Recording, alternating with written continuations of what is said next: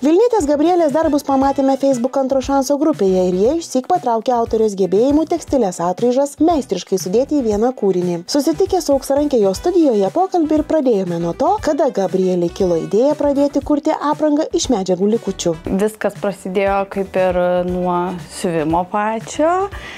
Turbūt kaip ir daugumą dabar girdžiu istorijų, tai viskas prasidėjo per karantiną, kada atsirado daugiau laiko, aš labiau prisiminiau, kad mažai ten siūdavau barbėm rūbelis ir galvoju, ką čia nėra ką veikti, gal pabandysiu kažką pasiūt, nusipirkau tą mažą mašinytę pirmą ir pradėjau. Viskas prasidėjo nuo plaukų aksesuarų, tokių pačių paprasčiausių dalykėlių, lankelių, galvajošių, o po to jau šiek tiek pradėjau link rūbų.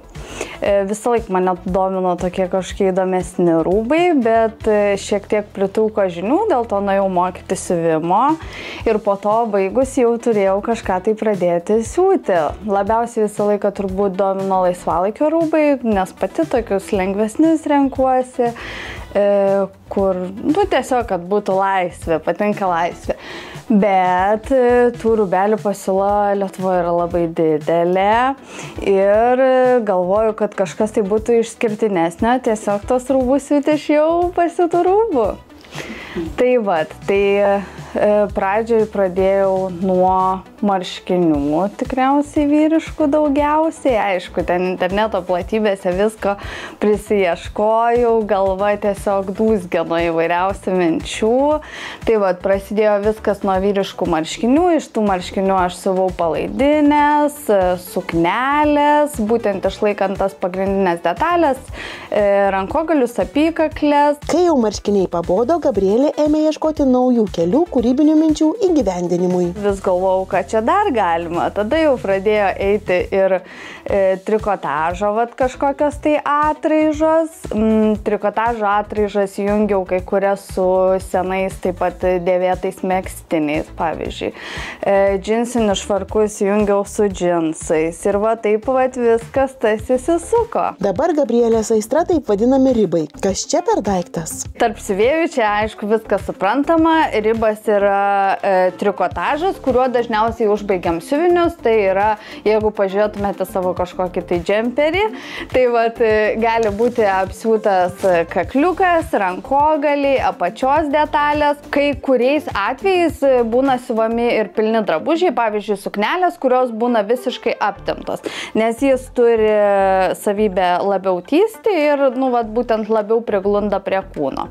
Tai dabar tos palaidinės, tai siuvau iš trikotažo, naudojau tą trikotažą būtent tiem kakliukam, tarkim, apačiom ir lieka vis tiek labai daug. Tai kažkurgi reikia panaudoti. Tada sugalvojau šitas palaidinės iš pačių mažiausių gabaliukų. Auksarankė meistriškai moka suderinti spalvas. Ar čia genai, ar vis tik to galima ilgainiui išmokti? Aš aišku, marškinių turiu labai daug, čia visko turiu labai daug. Dėlioju, jeigu matau, kad kažkas ne tas, žinokit, atidedu į šalį ir nebedarau toliau. Laukiu, kol man ateis dar kažkokia tai ten spalva iš kažkur, kai jau bus tas gaminys mano akims pilnai išbaigtinis. Bet ko, tikrai su bet ko nededu. Nežinau, kažkaip žiūrisi.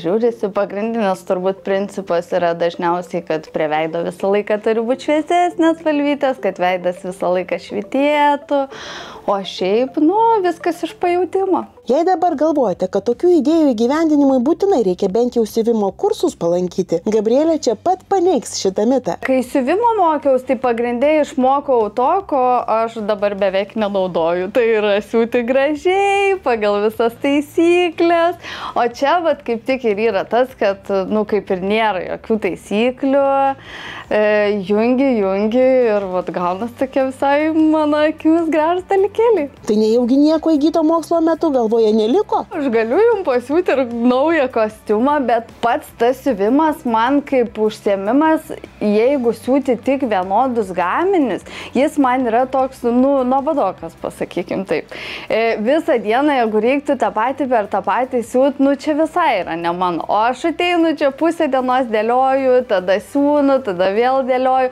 Nu, tas darbas su dėvėtais, jis labiau toks ir kūrybingesnis, ir dinamiškesnis. Nu, tu ateini ir kiekvieną dieną vis kažkas kito. Gabrielė viena tų kūrėjų, kuriai net pikčiausi komentatoriai spaudžia migtuką patinka. Apie tas spalvas, kaip minėjot, visi labai dažnai pažymi, kad labai gražiai suderinus spalvas, o šiaip labai geri atsiliepimai, tikrai visi žavisi tais darbais ir man širdelė, aišku, glosto iškart, o, blogų ačiū Dievui, kaip ir nesulaukiu.